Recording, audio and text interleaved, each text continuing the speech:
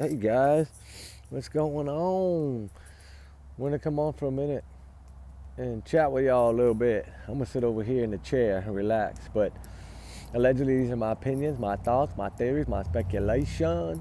Not to reflect on the channel. I'm just a big alleged bubble.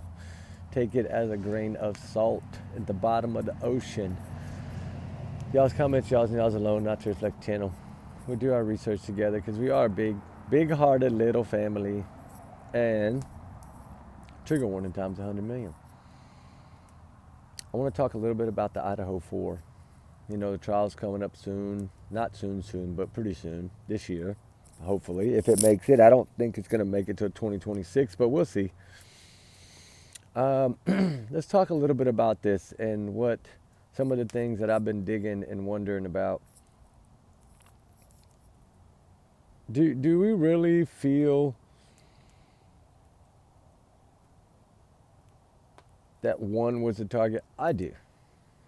I feel that he went in this thing with the mind of one person. I don't think he knew that Kaylee was there. I think Maddie probably embarrassed him or something, or turned him down or something that hurt his feelings, right? Like, it's college.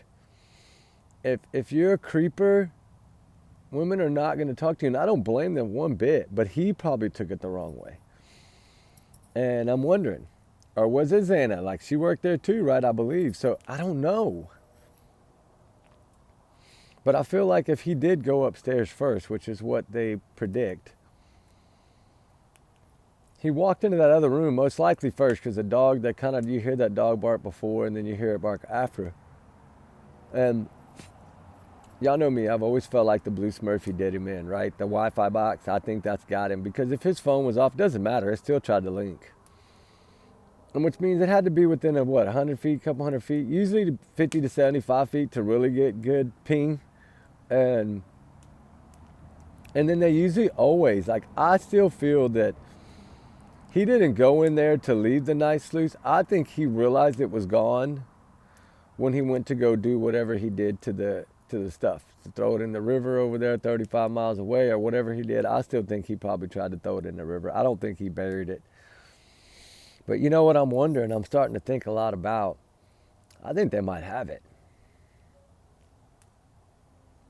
And just by the way they've talked about it, about knowing what it is, you know, like pretty confident. Like, I feel like they might, and you know, they don't have to let us know that. And so I'm wondering, they were able to track him pretty good all the way to that Albertsons, all the way over that river bridge. Like, that's a perfect area to get rid of it, is that river, that bridge. And most people are at work at that time of day. Oh no, it was a weekend, I think, right? So yeah, I know. But putting wasn't a lot of traffic in that area, maybe. I don't know. I still feel that he might have just held on to it and left it somewhere on the way, and then like in a culvert or something, and went back and got it and then took it. I bet if they tracked his phone, they probably tracked it back, you know, because he did show up that next morning there, right? Before he made his wild journey. So did he have it hidden halfway somewhere in a culvert or somewhere? You know, shout out to JLR. Remember, he was out there showing you how it was nothing but some culverts here and there. Like, he could have had everything in a duffel bag or trash bag, stuck it in a culvert, went home, waited the next morning, went back to go try to find out if anybody had found it yet, so maybe he could try to get in there and get that sluice back, right? Because, you know, he almost did a pretty perfect crime, but problem is I think that he got overwhelmed because he went in there for one mission or one person, and it turned out being way more than what he expected it to be.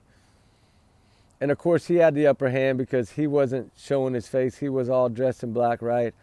I feel like maybe the shower curtain liner that was missing was probably used to cover and protect his clothes. You know, like you cut a hole in it and put it over you like a poncho, right? I always thought he either wore a trash bag like that, a black trash bag like that, or like a clear shower curtain liner, to where he could just pull that over and then nothing would, because, you know, you got to think, if not, it would soak through onto his other clothes. So, you know, he wanted to get that off as quick as possible, probably right before he got in the car. He probably just pulled it over. It's like if he'd have had that shower liner underneath, right, Get it a zipped cover. I pulled them down and then wadded everything into that shower liner, thrown it in a trash bag, thrown it in the trunk of the car and haul butt.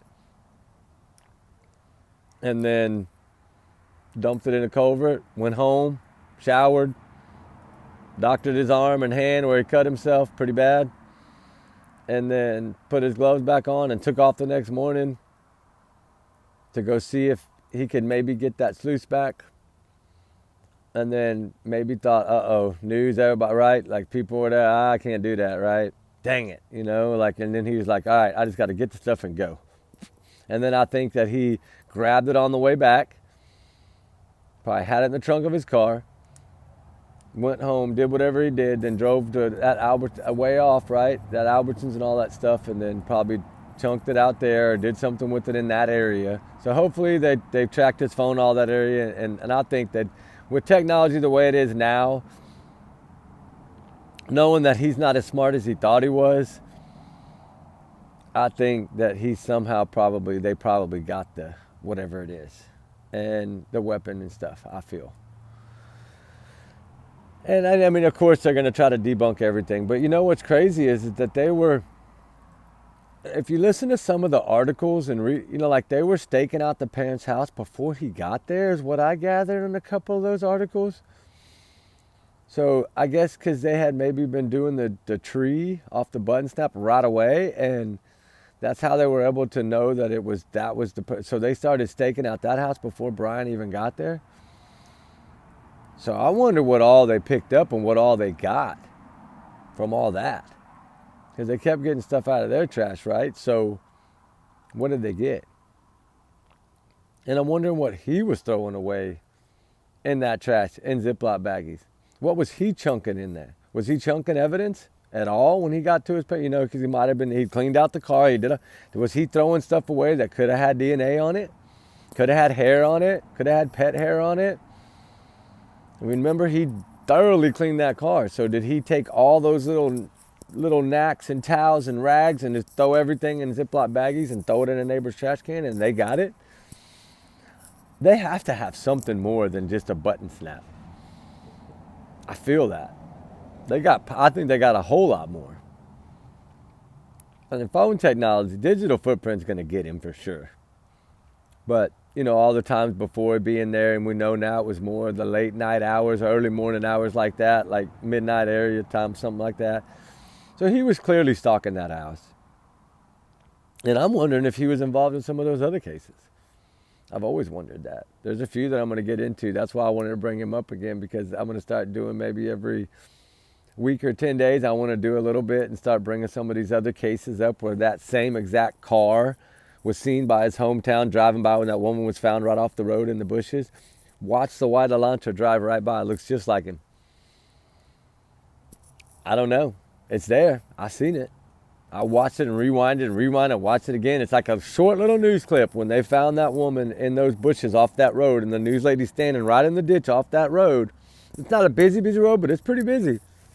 But if you watch that clip, I think it's at about 2 minutes, 2.5 minutes, something like that, 2 minutes 17, you'll see the white Honda Elantra drive by while the news lady's sitting there. It looks just like Bryan Kohberger.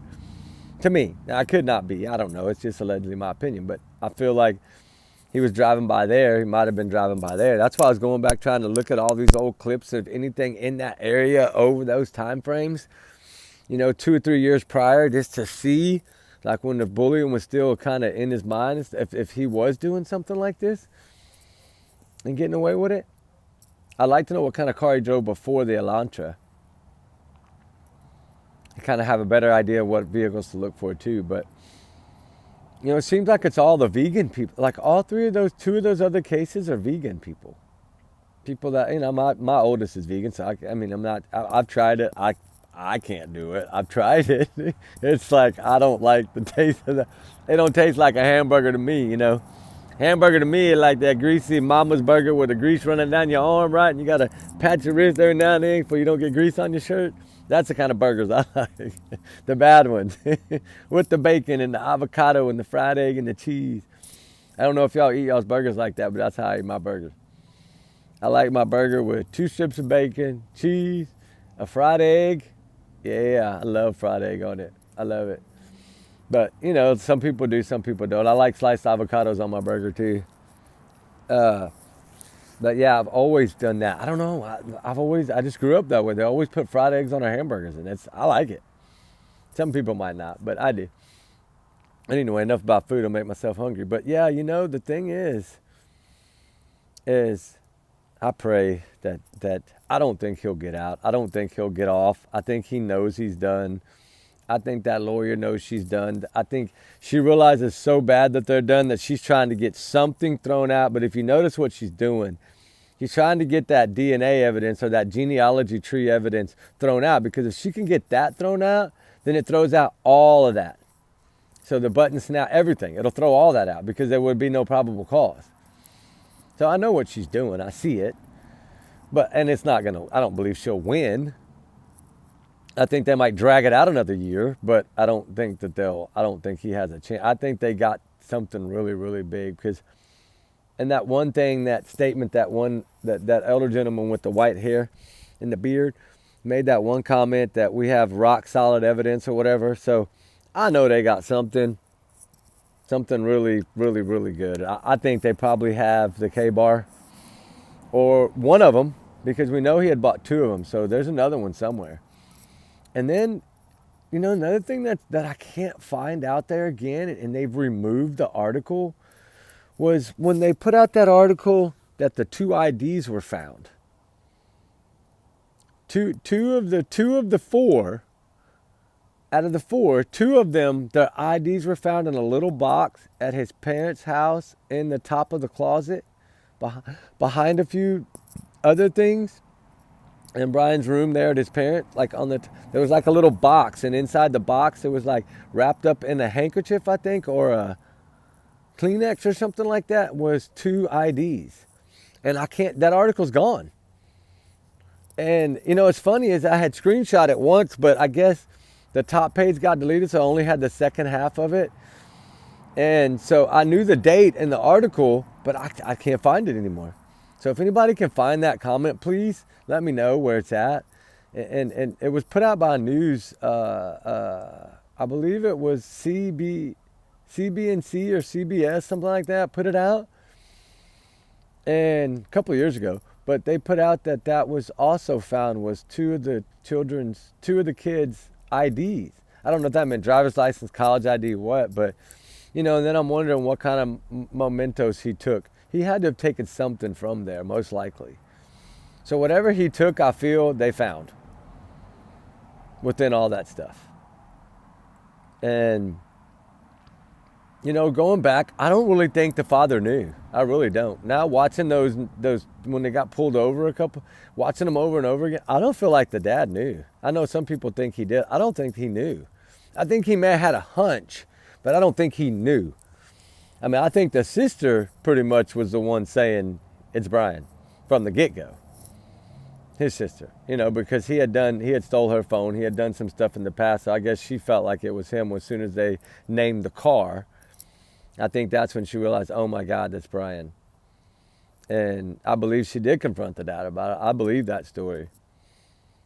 And it would be like him to take up for him. That's his son, right? No, just let it go. That's not your brother. Come on. He may be crazy, but he ain't that crazy. Look at him. He's smart. He's a criminology major. He's smart. He's teaching at the college. He's smart, right? Yeah, he was smart, but he wasn't smart enough. And if he'd have been smart enough, he'd have never left the sluice behind. And for somebody to say it was planted my ass. Nobody gonna plant. If they had that, they would have the knife too. They're not gonna plant that. That's dumb. I know some people think that, but that's totally dumb. That's not planted. I think what happened was that he didn't realize there was two in there because it's probably pitch dark. I'm sure he had a headlamp on. But I'm curious if he had a headlamp on. But, because you turn a headlamp on in somebody's face, like even when I'm on my GoPro, like Ruby can't see. Like when that light hits your eyes like that, you can't see nothing but that white light. So you can't defend yourself against a light, right? So I felt like he had a headlamp on. And maybe he had turned it off before he went downstairs or whatever. But and I still feel like whenever he went in that room, he went in the other room first, I think, and that's what made the dog bark, Murphy bark, and then, which I pray that's a pet hair. I think it is. I think there was a couple I think it's going to be, I hope it's going to be Murphy's hair. But anyway, I think that he didn't realize there was two in there until the other one woke up. And I think that's, maybe he had laid it on the bed and then was going to grab it before he left, right? Because no telling, if it would have just been her and it would have been quick and she would have made no noise, which I don't think it was that one that made the noise. I think it was whoever was against the wall. Like, I don't like using their names because it breaks my heart to even do it, but y'all know who I'm talking about. I feel like that's probably, maybe she rolled over, or maybe the one against the wall was pushing to try to get back and had maybe pushed her over onto the sluice. Well, whatever happened, thank God it happened that way, because that's really what broke the case open. I mean, they would have caught him with the car, but still that left physical DNA evidence. And that really makes a difference. So, I mean, it is, God has a weird way of working sometimes. And I hate to say it that way, but at least it was discovered and it wasn't taken with him. And that did break the case. So I think that happened. And I think whenever, downstairs, she said she heard somebody sound like crying or something. So I'm assuming that, because what she did say was she felt like she heard someone crying and then heard someone say someone's here. And I'm wanting to think that was Xana or Ethan that probably had said something. Xana, that said, yes, somebody is here. Like, she probably heard it upstairs because it would have been closer to her, right? Where her room was, it would have been closer to the noise. And I'm wondering if, she was like, yes. And then Ethan stepped out in the hall. And that's when he was rushing down to get the heck out of there. And it didn't happen because of that. But I still feel that he didn't know that the other roommate was there. I don't think he ever saw her. I think he was too worried about getting down the stairs and getting out that sliding door and leaving. I don't think he saw her. I know a lot of people are trying to throw that as, oh, she's in it. No, I don't believe that. Because you don't know how you would respond unless you were in that situation. The shock would be so unbearable for someone that age, especially a female, being traumatized like that, seeing somebody like that in your house. But you got to remember, she may have been drinking. There's no telling. So, for her to go in there, it's not that it's uncommon. I know a lot of people, well, it took somebody out. Yes, because if she panicked and went in shock and went and laid down to try to control herself and fell asleep, it happened. But unless you're in that situation, I say don't speculate on that, because it's too hard, right? There's too many top investigators that'll say the same thing. The shock is sometimes overwhelming, and she might not have even remembered until later on, and then be like, oh my God. And that's when I think she called someone to come check, because she didn't want to go up there. She was probably there's no telling, she was probably terrorized. And so I don't think he saw her, really. You gotta remember, it's pitch black. I don't think he saw her. I don't think he would have had a headlamp on coming downstairs. I think he turned that off to leave in the dark. But I think he probably used it when he was in that room upstairs. And so I don't know. And the other room, I don't think ever came out of a room, right? So he would have never even known the other one was there, period. So I don't know. I feel like it was Bryan. I think he did a really good job at doing it almost right, but didn't do it all right, right? And I'm praying that they found that knife. I pray that they found it, the weapon, and that'll make a big difference in the case. And I think that they probably do have it. And the reason I think that, like I said before, is because I think his attorney is trying to get the button snap taken out, the genealogy taken out, to eliminate the button snap, to eliminate the sluice, which means if you eliminate that, then you eliminate the weapon, right? So even if they did have it, oh, no, you can't use it. No, right? And I think that's her plan, is she knows now that he's probably done. She wants the DP off the table and just say, hey, you're just going to have to serve life, buddy. Sorry. Like, I think she knows something more, that attorney. And she can't say because of gag orders, but that's just my opinion, guys, on it. That's how I feel about it. But, justice for them four, it's a must. I think the DP, I think well, they have the new thing now in that state where they line them up against the wall or whatever, right? Put a bandana on them. that would be the first one probably. And I'm not going to say that that's if he is the one that did this and he is proven guilty, then yeah, I could see that, because these four amazing young children with their whole lives ahead of them did not deserve that. Period. No one deserves that. Their lives were just barely going to get started. And then it would have been families and grandchildren and jobs and careers, and then, the little leagues and the sports and with their kids, like they were cut short of all that. Four amazing, beautiful children. And I know I have one that age, well, 20, but yeah, close to, pretty much. Two of them I think were 20. But maybe they were 21. Yeah, I think at least one of them was 20, but they didn't deserve it at all. They didn't. And this one really gets me. And I have one in college right now, and I'm scared every day. Terrified every day. Check the 360 5,000 times a day.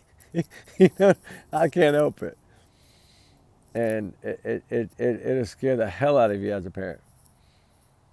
And, Kaylee's dad is an amazing, tough Superman. I'm telling you, that man is made of steel. He has been the voice through this whole thing, and he won't stop, and I get it. And if he ever needs anything from me, I'm here. He will not stop. He will not be stopped. I feel that he is on a mission. One day he will get his closure, pray to God, and he will get to sit back and take a deep breath and know that he did and fought and won and got justice for all four of them. Amazing man, amazing family, all of them. He is the voice of all of them. And what a wonderful voice he is for all of them, right? It's truly amazing to see a father that strong and that dedicated. It's truly got to be hard, but he's got to do it right. But it's got to be hard. And that mother, she's brave too. But for a mother, I know it's probably a little bit. Oh, I can't imagine. But guys, they do need justice, and I'm gonna start going over this case a little bit like I said, every week, 2 weeks. We're gonna pop in and do 20-30 minutes, and I'm gonna start going over some of these old notes I have. I really want to discuss a lot of this stuff and get y'all's opinion. So y'all give me y'all's opinion on this. Do you feel he's 100% guilty? Do you feel that he's maybe set up, right? I want to know what y'all think. But remember, thumbs up. Hit the thumbs up. I need to get those numbers to like 8%. And I'm at the bottom because I never ask y'all, so please do it. If y'all like the fire chats, do it. And I'll even do more tonight, because I'm going to do one more. I got one more. I already done 4, I think 3 or 4. I'm going to do one more tonight, and that'll be it. And they're all like 20 plus, so I'm beat already. I got to get something to drink. But I will, everybody keep the prayers up for these 4. And Maddie, Kaylee, Xana, Ethan, they all deserve justice, and they all will get justice, I feel. I pray that God's going to give them justice in the fullest way possible. And, he's innocent until proven guilty, but I think he left way too much behind. And I think the digital and then whatever he used is what's going to do him in. And the DNA we know is going to do him in, but I think they got way more. I pray they got way more. Anyway, guys, y'all have a good night. Allegedly, trigger warning times 100 million. And allegedly, my big bubble here. Take it as a grain of salt. Don't take it as facts. We'll talk later, guys. Y'all be good. Y'all be safe. We love y'all, guys. All right. Bye.